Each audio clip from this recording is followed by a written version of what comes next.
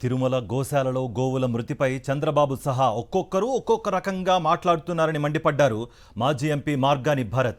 గోశాలలో పెద్ద ఎత్తున గోవులు ప్రాణాలు కోల్పోతుంటే సనాతన ధర్మం గురించి మాట్లాడే పవన్ కళ్యాణ్ ఎక్కడున్నారని ప్రశ్నించారు.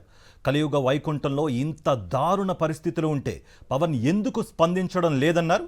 దీనిపై పూర్తి స్థాయిలో విజిలెన్స్ ఎంక్వైరీ చేయించాలని డిమాండ్ చేశారు. చైర్మన్తో పాటు సభ్యులు ఈవో ఈ వ్యవహారంపై బాధ్యత వహించాలన్నారు భరత్.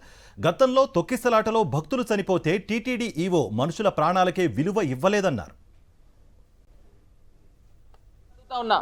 ఇదే తిరుమల తిరుపతి దేవస్థానము ఆధ్వర్యంలో నడుస్తున్న గోశాల ఎన్ని గోవులు చనిపోయినాయండి?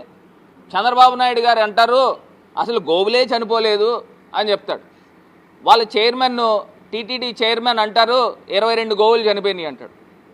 టీటీడీ ఈవో అంటారు లాస్ట్ ఇయర్ 170 గోవులు ఎన్నో చనిపోయినాయి, ఇప్పుడు 40 ఈ 3 నెలల్లో 46 గోవులు చనిపోయినాయి అని అంటారు. అక్కడ తిరుపతి ఎమ్మెల్యే అంటాడు 30 గోవులు చనిపోయినాయి అంటాడు. ఒక్కరికి పొంతం లేదు. అసలు మేము ఇవాళ డిమాండ్ చేస్తూ ఉన్నాం, ఇదే టీటీడీ దేవస్థానం ఆధ్వర్యంలో నడిచే గోశాలలో ఎన్ని గోవులు ఉన్నాయి నంబర్ కావాలి. మీరు ఎన్ని గోవుల్ని సంరక్షిస్తూ ఉన్నారు, అసలు ఎన్ని గోవులు ఎప్పుడెప్పుడు చనిపోయినాయో దాని పూర్తి స్థాయి డేటా కావాలి.